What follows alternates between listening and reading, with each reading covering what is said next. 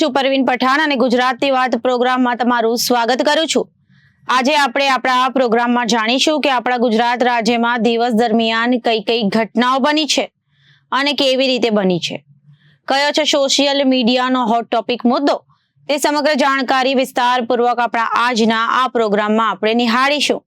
તો ચાલો જાણીએ અને નજર કરીએ શરૂઆતના મુખ્યના વિશેષ સમાચારો પર। અમદાવાદમાં સુપરહિટ ફિલ્મ દ્રશ્યામ જેવી હત્યાની કહાણી, માતા પુત્રનો ખૌફનાક કિસ્સો, દીકરાએ માતાના પ્રેમીના હાડકા પણ ન રહેવા દીધા। મહિલા બનાસકાંઠાથી પ્રેમીને અમદાવાદ લાવી, પુત્રએ ધારિયું મારી માથું વધેરી નાખ્યું, લાકડા ભેગા કરી મૃતદેહ સળગાવ્યો। અને બીજી તરફ ગુજરાતના વાતાવરણમાં પલટો આવ્યો।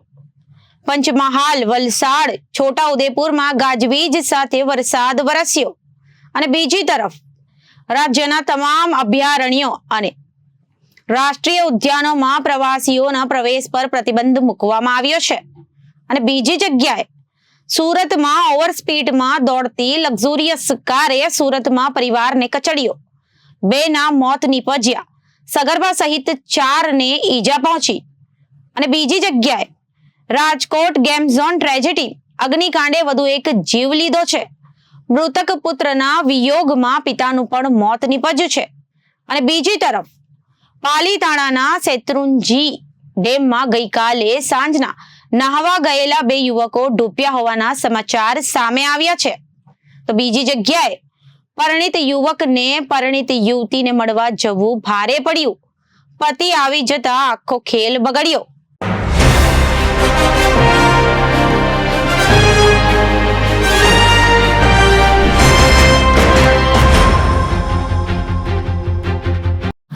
હવે જોઈએ સમાચારો વિસ્તારથી। અજય દેવગનની ફિલ્મ દ્રશ્યામ ફિલ્મ સૌ કોઈએ જોઈ હશે અને હત્યાની આખી કહાની પણ દરેકને યાદ હશે। ત્યારે જ એવી એક ઘટના અમદાવાદના બોપલ વિસ્તારમાં બનવા પામી છે। અમદાવાદમાં ફિલ્મની સ્ટોરીને પણ ટક્કર મારતો હત્યાનો કિસ્સો સામે આવ્યો છે, જેમાં અવારનવાર પતિ સાથે ઘરે આવતા મિત્ર સાથે મહિલાની નિકટતા વધી હતી। પતિના મૃત્યુ બાદ મહિલાને પતિના મિત્ર સાથે પ્રેમ પાંગર્યો હતો। મહિલાને એક પુત્ર પણ હતો, જે અમદાવાદમાં નોકરી કરતો હતો। જો કે મહિલાને પુત્રને મળવા જવાનું કહી પ્રેમીને પણ સાથે લઈ જઈ પ્લાન મુજબ દીકરાના હાથે મોતને ઘાટ ઉતાર્યો હતો। મહિલાના દીકરાએ હત્યા બાદ મૃતદેહને સળગાવી હાડકા પણ નહેરમાં વહાવી દીધા હતા, જે બાદ ક્રાઇમ એસઓજીએ એક કડીના આધારે આ ફિલ્મી ઢબે થયેલા હત્યાનો ભેદ ઉકેલી આરોપી માતા દીકરાની ધરપકડ કરી અમદાવાદ ગ્રામ્ય કોર્ટમાં રજૂ કર્યા હતા, જ્યાં જજ એનકે નિમાવતે સરકારી વકીલ ટીએલ બારોટની રજૂઆતોને ધ્યાનમાં રાખીને આરોપીઓના 3 દિવસના રિમાન્ડ મંજૂર કર્યા છે। અમદાવાદ ગ્રામ્ય કોર્ટમાં આરોપી માતા પુત્રને રજૂ કરીને 7 દિવસના રિમાન્ડની માંગ પોલીસે કરી હતી, જેના કારણોમાં જણાવ્યું હતું કે હત્યા જે ધારિયાથી કરાઈ છે તે મેળવવા, મૃતકના હાડકાના અવશેષો મેળવવા, લાશને એવી રીતે સળગાવી તે માટે કોઈ પ્રવાહી વાપરવામાં આવ્યું હતું કે કેમ તે જાણવા, મૃતકનો મોબાઈલ શોધવા વગેરે કારણોસર આરોપીઓના 7 દિવસના રિમાન્ડની જરૂર છે। આ ઉપરાંત આરોપીઓ તપાસમાં સહકાર આપી રહ્યા નથી। જો કે અમદાવાદ ગ્રામ્ય કોર્ટ આરોપી માતા પુત્રના 7 દિવસના રિમાન્ડની માંગ સામે પોલીસે 10 જૂન સુધીના રિમાન્ડ મંજૂર કર્યા હતા। ઉલ્લેખનીય છે કે અમદાવાદના બોપલ પોલીસ સ્ટેશનમાં આરોપી અર્જુનસિંહ વાઘેલા અને લક્ષ્મીબા વાઘેલા સામે આઈપીસીની કલમ 302, 201 અને 120B મુજબ 6 જૂનના રોજ ગુનો દાખલ કરવામાં આવ્યો છે। આ અંગેની વિગત એવી છે કે મૃતકના ભાઈ વિનોદજી ઠાકોરે બોપલ પોલીસ સ્ટેશનમાં ફરિયાદ નોંધાવી હતી। તેમના મોટા ભાઈ પ્રભુરામ ઠાકોર 21 મે 2024ના રોજ સવારે નોકરીના કામથી દૂધનું ટેન્કર લઈ પાલનપુર જવા રવાના થયા હતા। ત્યારબાદ 23 મેના રોજ તેની સાથે ડ્રાઈવર તરીકે નોકરી કરતા અનેક કર્મચારી દ્વારા જાણ કરવામાં આવી કે તેમના મોટા ભાઈ નોકરી ઉપર આવ્યા નથી, જેથી તેમણે પરિવારજનોએ સાથે મળીને તેઓની શોધખોળ હાથ ધરી હતી. જોકે તેઓ ન મળતા 24 મેના રોજ ભાભર પોલીસ સ્ટેશન જઈ પ્રભુરામ ઠાકોર ગુમ થયાની જાણવા જોગ ફરિયાદ નોંધાવી હતી, જેના આધારે ભાભર પોલીસ દ્વારા પ્રભુરામના મોબાઈલ નંબરની કોલ ડિટેલ કઢાવી તપાસ હાથ ધરી હતી, જેમાં તેમના પ્રેમી લક્ષ્મીબા જયેન્દ્રસિંહ વાઘેલા સાથે વધારે વખત વાતચીત થયેલી હોવાનું સામે આવ્યું હતું. આ સાથે જ એસઓજી પોલીસને મળેલી બાતમીના આધારે અને ફરિયાદના આધારે પોલીસે લક્ષ્મીબાની અને તેના દીકરાની પૂછપરછ કરતા બંનેએ જ પ્રભુરામની હત્યા કર્યા હોવાનું સામે આવ્યું હતું. માતા અને દીકરાએ હત્યાનો ઘડેલો પ્લાન સાંભળીને પોલીસ પણ વિચારમાં પડી ગઈ. પ્રભુરામની હત્યા પાછળની કહાની એવી છે કે મૂળ બનાસકાંઠાના ભાભરમાં રહેતા મૃતક પ્રભુરામ અને મુખ્ય આરોપી અર્જુનસિંહના પિતા બંને મિત્ર હતા. અવારનવાર પ્રભુરામ તેમના ઘરે આવતા હતા, જેથી તેની માતા લક્ષ્મીબા અને પ્રભુરામ વચ્ચે નિકટતા વધી અને બંને વચ્ચે પ્રેમ સંબંધ બંધાયો હતો. ફેબ્રુઆરી મહિનામાં આરોપી અર્જુનસિંહના પિતાનું અવસાન થતા માતા અને પ્રેમી વચ્ચેના સંબંધો વધુ ગાઢ બન્યા હતા.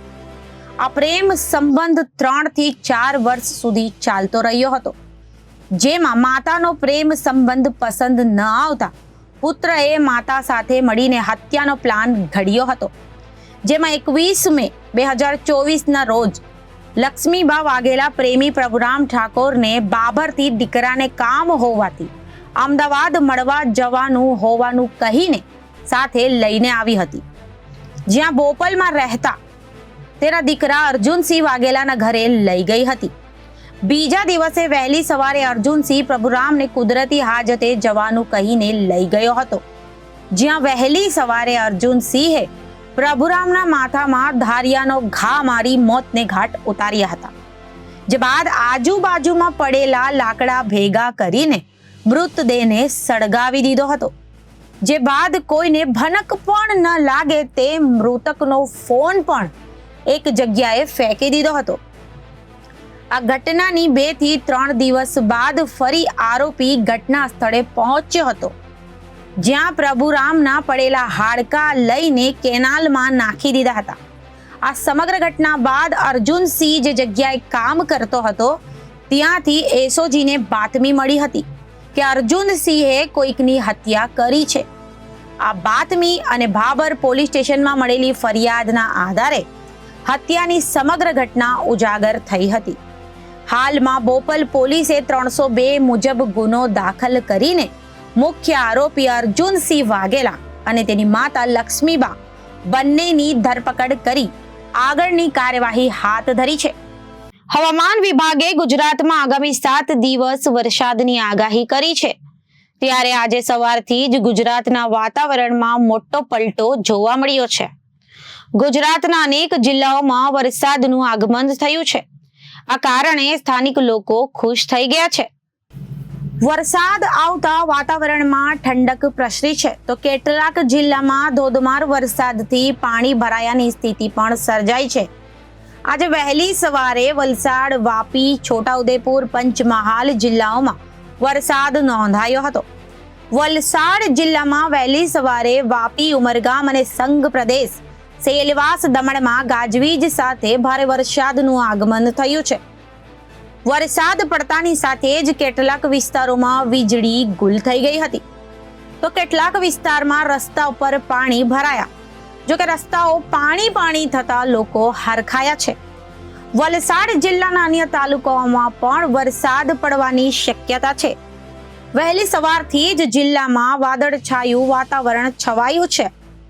વરસાદના આગમનથી લોકોને ગરમીમાંથી રાહત મળી છે. આજે સવારથી છોટાઉદેપુર જિલ્લાના વાતાવરણમાં પલટો આવ્યો છે. બારડોલીના ચલામલીમાં ઝરમર વરસાદ શરૂ થયો છે. વહેલી સવારથી જ વાતાવરણમાં પલટા બાદ ઝરમર વરસાદ શરૂ થયો છે, જેથી વાતાવરણ ખુશનુમા બની ગયું છે. મોડી રાત્રે સુરતના અલગ અલગ વિસ્તારમાં વરસાદ જોવા મળ્યો હતો.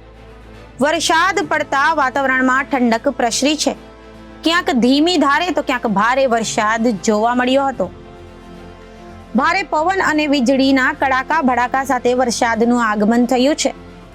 પંચમહાલ જિલ્લામાં પણ મેઘરાજાનું આગમન થયું છે. કાલોલ તાલુકામાં અચાનક વાતાવરણમાં પલટો આવ્યો છે. સવારથી જ મલાવ, મધવાસ, સણસોલી, ડેલોલ જેવા અનેક વિસ્તારોમાં વરસાદનું આગમન થયું છે. વહેલી સવારથી અહીં ધીમી ધારે વરસાદ શરૂ થયો હતો, ત્યારે નગરજનોને ગરમીમાં આંશિક રાહત થતા તેઓ હરખાયા છે.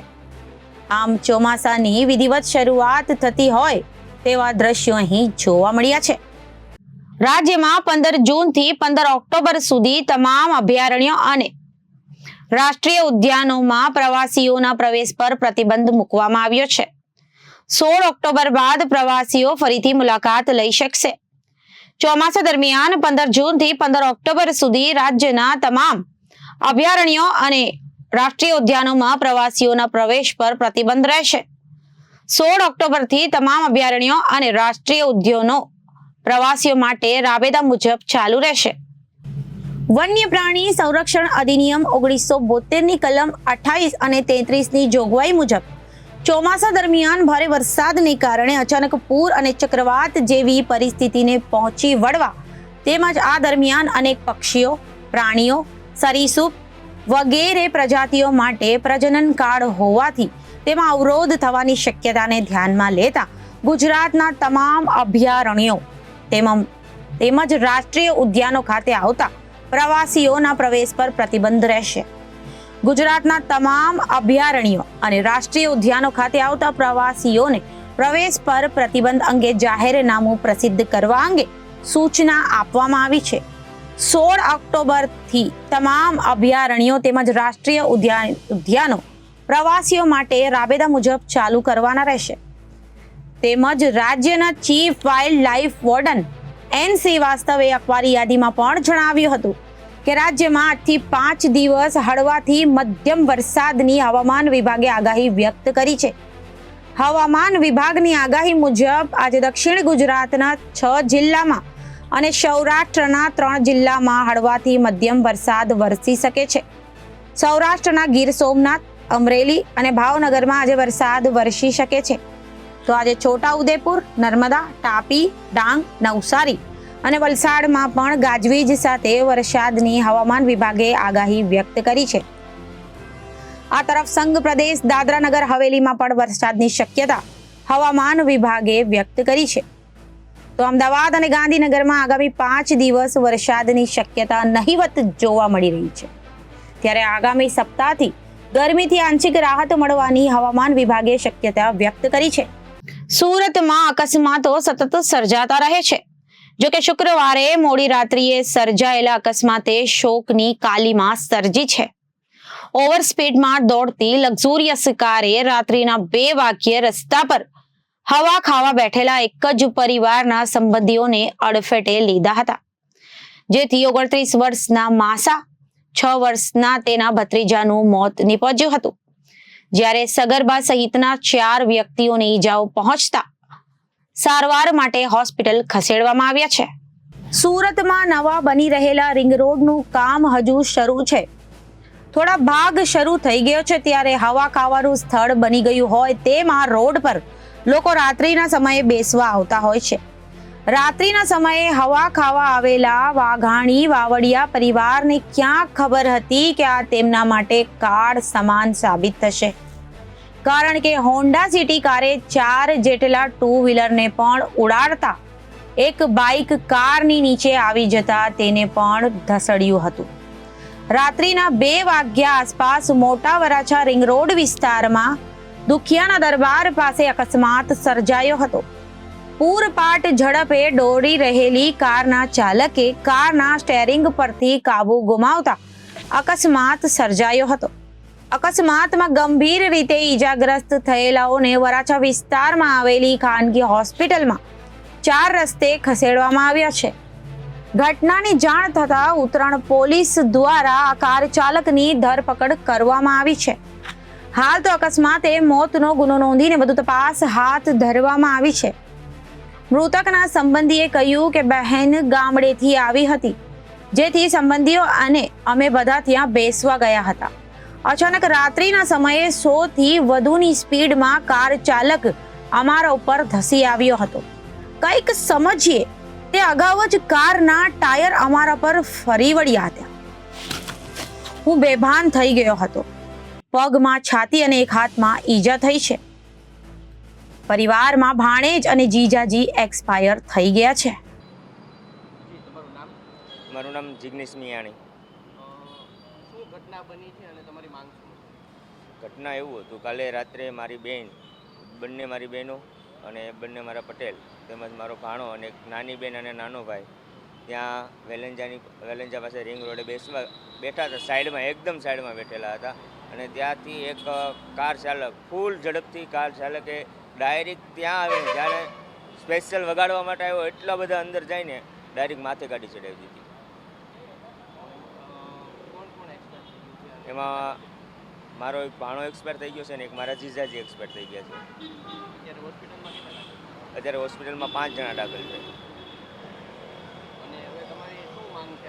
આવા તત્વો વિરુદ્ધ શું કાર્યવાહી? આવા તત્વો વિરુદ્ધ સખતમાં સખત સજા થવી જોઈએ, એવી જોગવાઈ કલમો એવી એની પ્રત્યે લગાડવા પડે કે ક્યારે એ જેલમાંથી છૂટવો જ ના જોઈએ અને એને સખતમાં સખત સજા થવી જોઈએ.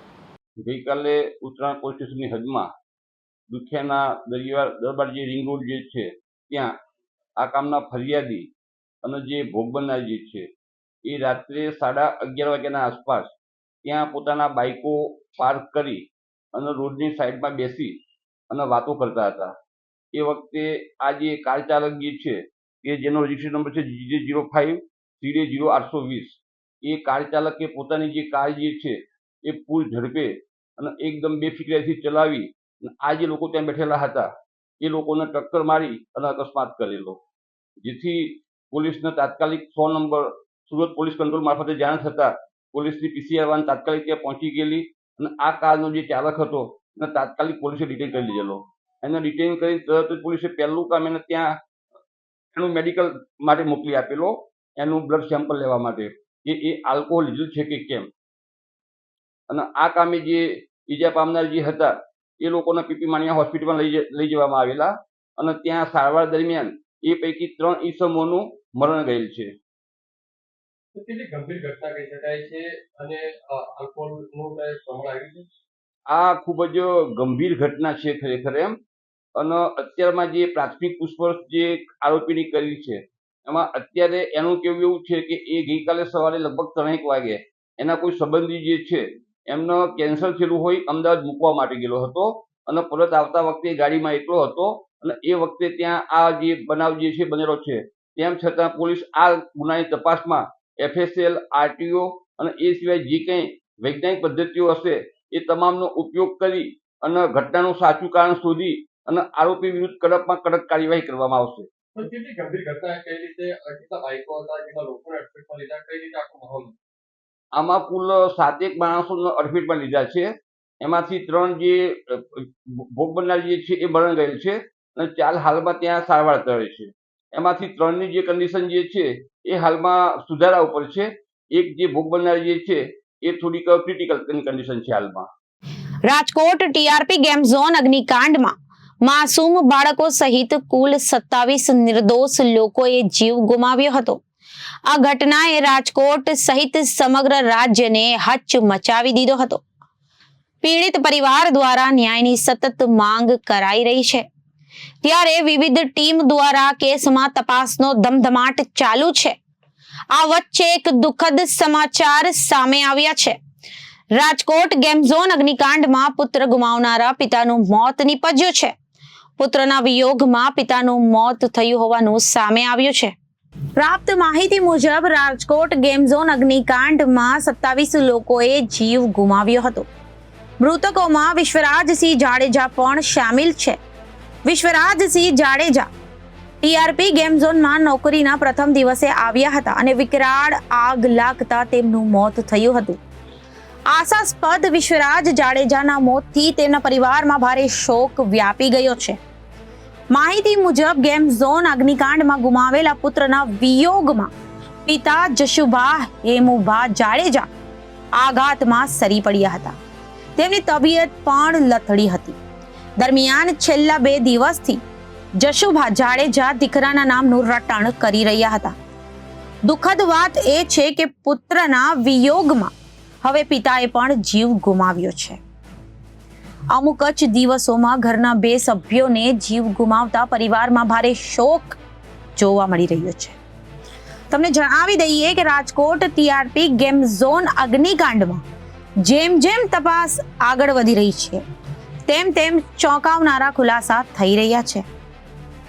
પ્રાપ્ત માહિતી મુજબ એસીબીની પૂછપરછમાં સસ્પેન્ડેડ ડેપ્યુટેડ ફાયર ઓફિસર બીજે ઢેબાના અનેક રાઝ ખુલ્યા છે. તપાસમાં બીજે ઢેબાએ અનેક લોકર રાખ્યા હોવાનું સામે આવતા એસીબીની તપાસમાં મળેલા 17 જેટલા બેંક એકાઉન્ટ સીઝ કરવામાં આવશે એવી માહિતી સામે આવી છે. ઉપરાંત ગેમ ઝોનમાં ભીષણ આગ વખતે પેટ્રોલ ડીઝલને બદલે રેઝિન પદાર્થનો જથ્થો હોવાનું પણ સામે આવ્યું છે. આ મામલે એસઆઈટી દ્વારા વધુ તપાસ હાથ ધરવામાં આવી રહી છે. પાલીતાણાના શેત્રુંજી ડેમમાં ગઈકાલે સાંજના નાહવા ગયેલા 2 યુવકો ડૂબ્યા હોવાના સમાચાર મળ્યા હતા. પાલીતાણાના અગ્રણીઓ અને સ્થાનિક તરવૈયાઓ દ્વારા બંને યુવાનની ડેમમાં શોધખોળ શરૂ કરવામાં આવી હતી. જેમાં પાલીતાણા શેત્રુંજી ડેમ ઓફિસર આશીષ બાલદિયા, પાલીતાણા મામલતદાર કમલેશ વાણંદ સહિતના કાફલો ઘટના સ્થળે પહોંચ્યો હતો અને બંને યુવાનોની શોધ તરવૈયાઓ દ્વારા હાથ ધરવામાં આવી હતી. પાલીતાણા શેત્રુંજી ડેમ ખાતે ગઈકાલના સાંજના 5 વાગ્યાના અરસામાં દરબાર ચોક પાછળ જામવાડી દરવાજા પાસે રહેતા 3 યુવાનો શેત્રુંજી ડેમ ખાતે નાહવા ગયા હતા અને રાત્રિ દરમિયાન ઘરે ન આવતા શોધખોળ શરૂ કરવામાં આવી હતી. જેમાં શેત્રુંજી ડેમ અધિકારીઓને જાણ થતા તેઓ દ્વારા તરવૈયાઓ તેમજ ફાયર વિભાગની ટીમને જાણ કરવામાં આવી હતી. જેને લઈને પાલીતાણા ફાયર વિભાગ સહિત પાલીતાણા મામલતદાર સાહેબ સહિત પોલીસનો કાફલો ઘટના સ્થળે પહોંચી ગયો હતો અને તરવૈયાઓ તેમજ ફાયર વિભાગની ટીમ દ્વારા પૂરી વાદ શોધખોળ કરવામાં આવી હતી. ત્યારે વહેલી સવારના શોધખોળ બાદ એક યુવકનો મૃતદેહ બહાર કાઢવામાં આવ્યો હતો. જેમાં અબડા સકલેન શાદિકભાઈ ઉંમર 17 વર્ષનો મૃતદેહ મળી આવ્યો હતો અને પોલીસે મૃતદેહને પીએમ અર્થે પાલીતાણાની સરકારી હોસ્પિટલ ખાતે મોકલી દેવામાં આવ્યો છે અને પીએમ બાદ તેમના પરિવારજનો દ્વારા મૃતદેહને અંતિમ વિધિ માટે પોતાના ઘરે રવાના કરવામાં આવ્યો હતો. ત્યારે શેત્રુંજી ડેમ ખાતે હજી એક યુવાન ડૂબ્યાની આશંકામાં તંત્ર દ્વારા શોધખોળ શરૂ કરવામાં આવી છે. વલસાડના દિવેદ ગામના પરિણીત યુવાનને પરિણીત યુવતીને મળવા જવું ભારે પડ્યું હતું. પરિણીત યુવતીના પતિને સમગ્ર પ્રેમ પ્રકરણ ખબર પડતાની સાથે જ તેણે પ્રેમીને મોતને ઘાટ ઉતાર્યો હતો. ત્યારે કઈ રીતે યુવાનની હત્યા કરાઈ અને પ્રેમ પ્રકરણમાં શું થયું હતું, જુઓ આ ક્રાઇમ રિપોર્ટમાં. વલસાડ તાલુકાના નાની ઓજર ગામના પાનેર ફળિયામાં રહેતો ધર્મેશ મનુભાઈ પટેલ છેલ્લા ઘણા સમયથી દિવેદ ગામે પિયરમાં રહેતી પત્ની જિજ્ઞાસા તથા 4 દીકરીઓ સાથે રહેતો હતો. ધર્મેશ ગત રવિવારના રોજ સવારે 9 વાગ્યે તેની ઇકો કાર લઈને નાની ઓજર ગામે જવા નીકળ્યો હતો. બપોરે 1:30 વાગ્યે પત્નીએ તેના પિતરાઈ ભાઈના મોબાઈલથી વારંવાર ફોન કરવા છતાં ધર્મેશ ઉપાડ્યો ન હતો. ત્યારબાદ તેની પત્નીએ ભાભીના મોબાઈલથી ફોન કર્યો હતો. કોઈક અજાણ્યા વ્યક્તિએ ફોન ઉપાડ્યો હતો. આ વ્યક્તિએ તેને કહ્યું કે તારો પતિ ધર્મેશ બીજી સ્ત્રી સાથે પકડાયો છે, તે કબૂલ કરે નહીં તો મારી નાખીશું. આટલું કહીને તે શખ્સે ફોન કટ કરી દીધો, જેથી જિજ્ઞાસાએ ફરી ફોન કરીને તેના પતિ સાથે વાત કરાવવા કહેતા તે અજાણ્યા શખ્સે ધર્મેશને ફોન આપ્યો હતો. આ સમયે ધર્મેશ પોતે ગાડરિયા પેટ્રોલ પંપ પાસે છું અને તું જલ્દી આવી જા તેમ કહીને ફોન કટ કરી દીધો હતો. જો કે આ ઘટના બાદ તેઓને જાણવા મળ્યું કે ધર્મેશને પેટ્રોલ પંપ પાસે અચાનક ખેંચ આવતા 108માં વલસાડ સિવિલ હોસ્પિટલમાં ખસેડાયો હતો, જ્યાં ફરજ પરના તબીબે તેને મૃત જાહેર કર્યો હતો. સમગ્ર ઘટનાના શંકાના દાયરામાં હોવાથી પોલીસે મૃતદેહનું સુરત ખાતે ફોરેન્સિક પીએમ કરાવ્યું હતું, જેમાં કોઝ ઓફ ધ ડેથ સર્ટિફિકેટમાં ધર્મેશનું મોત ગળું દબાવવાથી થયું હોવાનું જણાવ્યું હતું.